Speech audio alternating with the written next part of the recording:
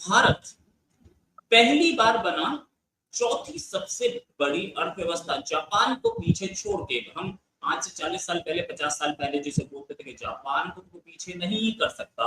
IMF और हुकूमत के माबैन बजट अहदाफ पर इत्तफाक नहीं हो सका। आइंदा माली साल के लिए बजट तखमीना जात और अहदाफ पर मुज़ाकरात मुकम्मल हो गए हैं।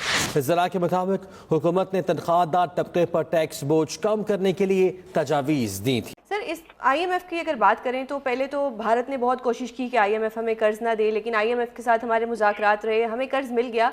बट अभी कहीं ना कहीं एक IMF की एक्स्ट्रा इन्वॉल्वमेंट नज़र आ रही है, और अब ज़राए के मुताबिक ये खबर भी है कि पाकिस्तान और IMF के दरमियान बजट मुज़ाकरात पर इत्तफाक ना हो सका। तो ये वीडियो जो है ये दिखाता है कि क्या हालत है पाकिस्तान की। इसे एक बार सुनें।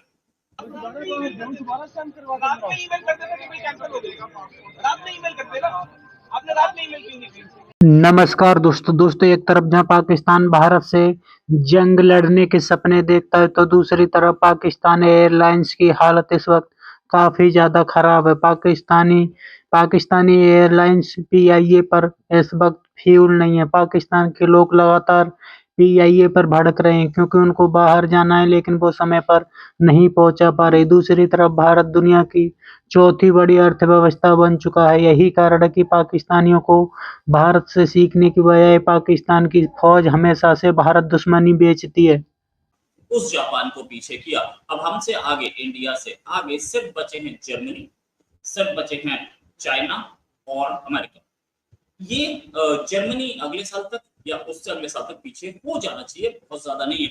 तो इंडिया, चाइना और अमेरिका 3 रह जाएंगे बस लिस्ट में। ये तीसरी चौथी सबसे बड़ी इकोनॉमी बनना कितना बड़ा अचीवमेंट है। और साथ मैं कह रहा हूँ मेरा $6000 का नुकसान है। आप $6000 का वाउचर बना के दे मुझे, मैं जाता हूँ अभी आपके साथ। बनाइए आप अभी। अगर आपकी अथॉरिटी नहीं है $6000 का वाउचर बनाने की, जिसकी है उसको बुलाए, मुझे लिख के दे, मैं बाहर जाता हूँ। लिख के दे, मैं बाहर जाऊंगा। वो लिख के देगा तो मैं बाहर जाऊंगा। मेरे आगे होटल की बुकिंग हुई हुई है, मेरे आगे रेंटल कार की बुकिंग हुई हुई है। आप मुझे वाउचर बना के दे, मैं जाता हूँ अभी। मेरी 6 बजे की मीटिंग थी दुबई में, सुबह 5 बजे से इधर हम जलील हो रहे हैं। उसके बाद मेरी अगली फ्लाइट है एम्स्टर्डम से। अब इसका सोल्यूशन तो देना कितना जरूरी काम है, और वो वर्थ क्या है उनकी वर्थ वो में तो है ही नहीं। अगर हम फिर भी प्रमोट कर रहे हैं अपनी पब्लिक एयरलाइन को, डज नॉट मीन आप इसको क्यों नहीं बेच देते? They are airlines ready to buy this airline. Solution चाहिए, फ्लाइट कोई नहीं प्लेन में फ्यूल नहीं है, तो पाकिस्तान के सारे वजीरों मशीरों के प्रोटोकॉल के लिए फ्यूल है, और पाकिस्तानी और वो फ्री है। ये देखें, और जिसके पैसे भरे हैं उसका फ्यूल ही नहीं है। ये जवाब मिल रहा है जी हमें यहाँ पे। वो नहीं आते, हम चलते। PIA के प्लेन्स में तेल नहीं है और उड़ने के काबिल नहीं रह गए।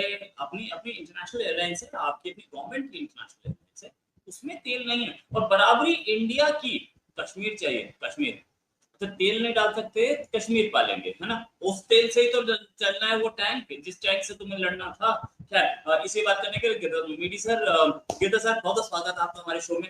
सर, ये सिचुएशन आपने देखी कि क्या सिचुएशन है? मिला है कि हमने चौथे स्थान पर आ गया। अभी 2, 2.5 साल 3 साल के अंदर हम तीसरे स्थान पर आने वाले हैं। अब देखिए, पाकिस्तान से अब कंपैरिजन करना भी हमारे लिए एक शर्म की बात हो जाती है, क्योंकि पाकिस्तान तो कहीं की नहीं रहेगी। पाकिस्तान पूरा GDP से ज्यादा एक टाटा कंपनी का नेटवर्क है। तो अब क्या करें? अदानी और अंबानी की बात तो भूल ही जाइए। तीसरे चौथे स्थान पर जितने भी कंपनीज हैं हमारी, वो पूरा पाकिस्तान की GDP से ज्यादा है उनके मार्केट कैपिटलाइजेशन। यहाँ ऑलरेडी 4 स्टेट्स ऐसे हैं, महाराष्ट्र, तमिलनाडु, फिर गुजरात, फिर कर्नाटका। ये ऐसे 3-4 स्टेट्स हैं जिसका GDP, जो स्टेट GDP होती है ना, वो पाकिस्तान की GDP से ज्यादा है। तो फिर किसी कंपेयर करेंगे? पाकिस्तान पर कंपेयर करने लायक ही नहीं बचा है। इसीलिए उनसे कंपेयर करना तो एक पाकिस्तानी साजिश के तहत कंपेयर करने वाली चीज हो जाएगी, क्योंकि पाकिस्तान 1947 से लेके आज तक भारत से बराबरी की सोचता था।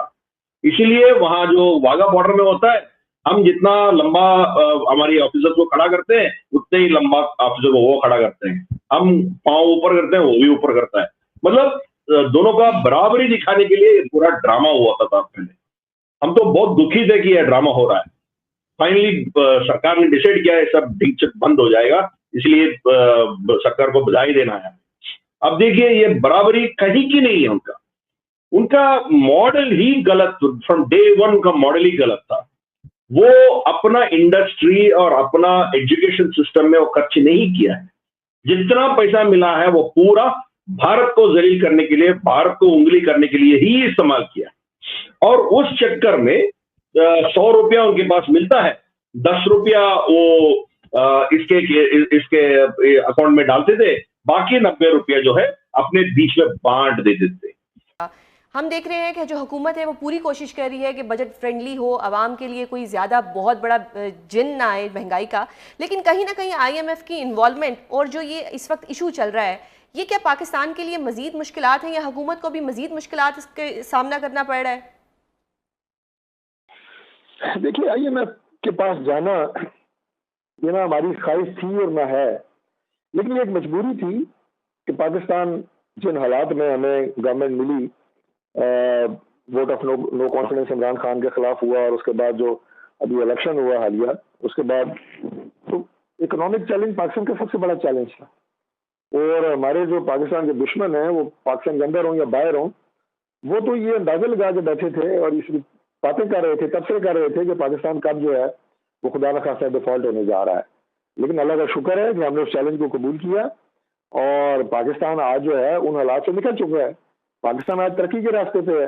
पाकिस्तान का हर इकोनॉमिक इंडिकेटर बेहतर हो रहा है और हम यकीन रखते इंशाल्लाह IMF के साथ ये हमारा आखिरी मुआहदा होगा और उसके बाद हम मुल्क को इस चुंगल से निकाल लेंगे इंशाल्लाह। लेकिन जब तक हम उनके साथ एग्रीमेंट में हैं, यकीनन उस मुआहदे की पासदारी करना ये हमारी जिम्मेदारी है, मजबूरी है और जिम्मेदारी है। हैविंग सेड दैट, हमारी पूरी कोशिश है कि कम से कम बोझ अवाम पे डाला जाए। बजट को एक ये कहें कि अवाम के लिए ऐसा बजट दिया जाए कि जिससे उनकी मुश्किलात में इजाफा ना हो बल्कि कमी हो। तो हम इस सिलसिले में पूरी कोशिश कर रहे हैं। हमारे जो मुआशी माहिरीन हैं, हमारी जो वजारत है खजाना की और उसके साथ जो हमारे इकोनॉमिक एक्सपर्ट्स हैं, इंशाअल्लाह ताला ये मुआहदा भी रहेगा और पाकिस्तान की आवाम को मजीद किसी तकलीफ में भी नहीं डाला जाएगा। ये हमारी अटमोस्ट कोशिश है। दुरुस्त सर। सर, नाइजीरिया की बात करें तो नाइजीरिया ने अपना सारा कर्ज जो है IMF को वापस कर दिया। क्या पाकिस्तान में आप फ्यूचर में ऐसी सूरत हाल बनते देख रहे हैं कि पाकिस्तान को भी IMF से कर्ज ना लेना पड़े बल्कि इनका जितना कर्ज है वो हम वापस कर दें? 100% जी। पाकिस्तान को अल्लाह ताला ने इतने वसाइल दिए हैं कि अगर हम उनको एक्सप्लोर करें, मिल के मेहनत करें, इस मुल्क के लिए दिन रात काम करें, तो आप यकीन करें कि पाकिस्तान का जो कर्ज है IMF का हो, वो वर्ल्ड बैंक का हो, वो किसी और इदारे का हो, वो सारा आसानी से वापस किया जा सकता है। खुलूस के साथ, मेहनत के साथ हम अपने जो जाती घर की लड़ाइयाँ हैं इन्हें कम करें, ख़त्म करें। ग्रोई इख्तलाफात, लिसानी, सियासी अनापरस्ती, इसको ख़त्म करें। अभी जो पिछले दिनों में आपने देखा कि ओवरसीज कॉन्फ्रेंस हुई, ओवरसीज का जज्बा आसमानों को छू रहा था। अभी जो माइन एंड मिनरल्स कॉन्फ्रेंस हुई, उसके ऊपर तमाम सूबे भी तशरीफ लाए और उनके लोग आए और एक्सपर्ट्स आए। ट्रिलियंस ऑफ डॉलर्स के आपके पास जो है सिर्फ मिनरल्स पड़े हुए, उनको एक्सप्लोर करने की जरूरत है। हमारे यहाँ बैरून ममालिक से जो इन्वेस्टमेंट आ रही है, CPEC को दोबारा उसी तरह एनरूट उस स्पिरिट के साथ करने की जरूरत है जिस स्पिरिट के साथ ये पाकिस्तान आया था। मुल्क में इंडस्ट्री लगाने की जरूरत है। लोड शेडिंग का ऑलरेडी हम खात्मा कर चुके हैं। जो दहशतगर्दी जो पाकिस्तान में इंडिया करा रहा है, इसकी बुनियादी वजह यह है कि यहाँ पे एक आपको ऐसा नजर आए कि यहाँ पे कोई सिक्योरिटी नहीं है। अब उसको तो दोस्तों, जिस तरह से भारत दुनिया की चौथी बड़ी अर्थव्यवस्था बन चुका है, उससे पाकिस्तानी इस वक्त काफ़ी ज़्यादा परेशान है, क्योंकि एक तरफ जहाँ भारत लगातार तरक्की के नए रास्ते पर जा रहा है, तो दूसरी तरफ पाकिस्तान को इस वक्त IMF पैसा भी नहीं दे रहा, क्योंकि पाकिस्तान IMF के पैसे पर चलता है। जब पाकिस्तान को IMF से पैसा नहीं मिलेगा तो पाकिस्तान के लिए मुश्किलात और ज़्यादा बढ़ जाएंगी, क्योंकि पाकिस्तान की इकॉनमी सारी आईएमएफ पर ही निर्भर करती है। जिस तरह से आईएमएफ ने पाकिस्तान के बजट को स्वीकार नहीं किया है, उससे पाकिस्तानियों की इस वक्त चीखें निकली हुई हैं, क्योंकि आईएमएफ अपनी हर एक शर्त मनवाना चाहता है। जब तक आईएमएफ की शर्तें पूरी नहीं होंगी तब तक आईएमएफ पाकिस्तान को पैसा नहीं देगा। दूसरी तरफ भारत तरक्की के उस रास्ते पर चल चुका है जहां पर भारत बहुत बड़े-बड़े देशों को पीछे छोड़ रहा है, क्योंकि भारत दुनिया की चौथी बड़ी अर्थव्यवस्था और आने वाले दिनों में भारत जर्मनी को भी पीछे छोड़ करके तीसरी बड़ी अर्थव्यवस्था बन जाएगा। यही कारण है कि पाकिस्तान और भारत में दूर-दूर तक कोई कंपेयर नहीं है, लेकिन पाकिस्तानी अपना मन समझाने के लिए कंपेयर करते रहते हैं। आपकी क्या राय कमेंट में जरूर शेयर करें। यदि आप चाहें अपने चैनल को सब्सक्राइब करें, वीडियो पसंद आए तो लाइक करें, कमेंट करो और शेयर करें। जय हिंद, वंदे मातरम।